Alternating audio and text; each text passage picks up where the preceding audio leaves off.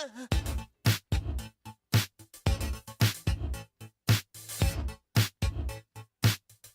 don't have to be beautiful to turn me on. I just need your body, baby, from dusk till dawn. My name is Matt Fraser and I've got phocomelia, which means seal-like limbs. It comes from the French word phoque, meaning seal. And in my case, it was induced by my mother taking a drug called thalidomide. I have multiple sclerosis, which also, as my voice is becoming less clear and more slurred with my impairment, I find that word difficult to say.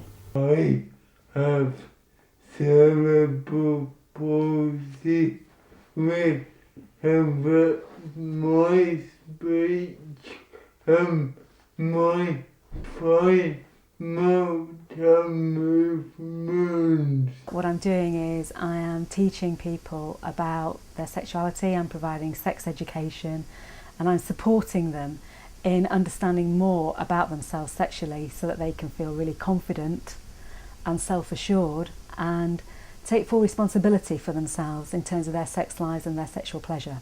There's a huge taboo around sex and disability, both on the procreational level, which is, oh my God, we don't want to make any more of them. It's like there's almost said, well, now you're disabled, you might as well forget it. And that is so sad, because in actual fact, you know, these people, they still have yearnings. Some of my friends really thought we weren't having a sex life, and I've come up against health professionals who have been really surprised when I've said to them about contraception or anything to do with sex.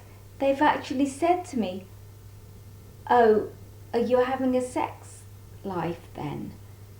Like, I mean, I can't believe it that people really do think like that. Well, people have said that disabled people should only take over disabled people, which is completely untrue. You know what it's like. Society doesn't like different people. They don't like it when you look different and when you act differently. If you then expect to have a sexuality on top of that, you have to fight hard to push through the layers and barriers that society puts down. Physical ones, like the steps up into the sex club, are a physical barrier to some people, but mostly attitudinal and societal. When we see someone with a physical disability or indeed a learning disability, that we then cannot imagine that they might also be sexual, that we somehow immediately assume, or we can't even begin to think of how sex might be for them. It's really shocking when I look in the mirror, I don't think I'm beautiful, but I do think there are times when I can look attractive. And I feel still so in touch with life, and to think that somebody's looking at me in a way that sees somebody that's totally asexual and not having a sex life, I find that's really that is really shocking and disturbing to me. I have a very good sex life, I always have done. Yeah, I've always enjoyed having a lot of sex with a lot of people. I've been traditionally very promiscuous in my life. At the moment I'm monogamous and in love with my girlfriend. We fuck a lot. I enjoy the sex and I had no problems with the intimacy. It's important to still have a sex life. There had been some research done in the US that suggested that people with spinal injuries could still experience very high levels of arousal even though parts of their body were paralysed.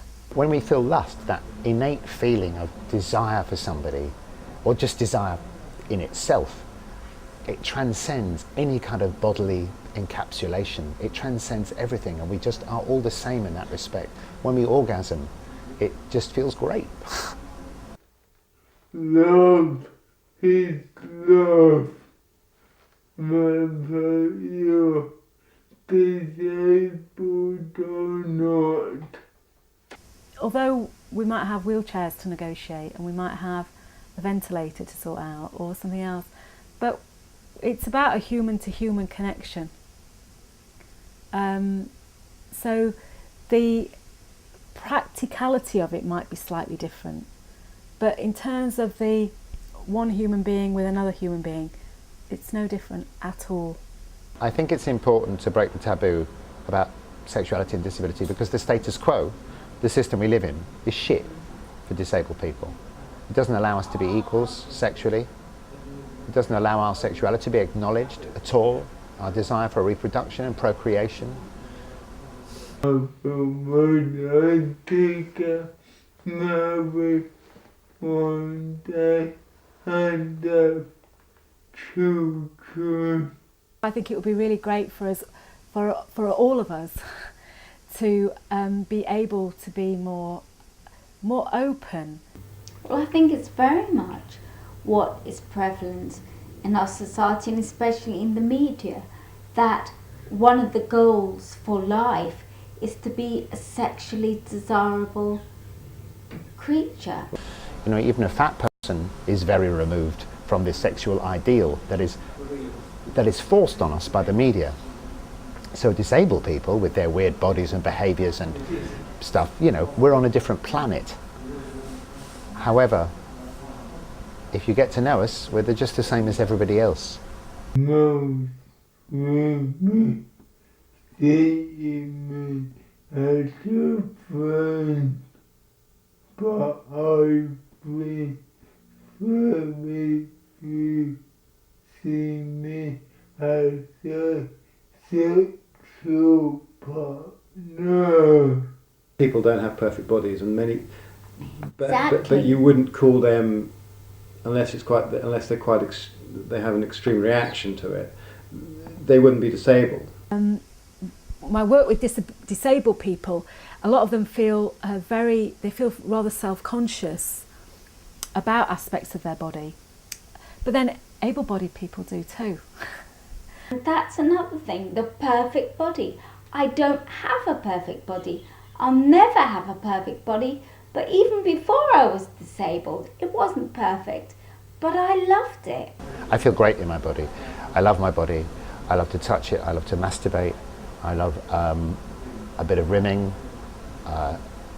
I love stroking, touching, spanking. It's important to me to look good and do sexy things and dress glamorously sometimes when I go out and have my highlights done. All of that is important to me, because for me it's important to reflect on the outside how you feel about yourself on the inside. Now, at last, you may rest your eyes upon the real me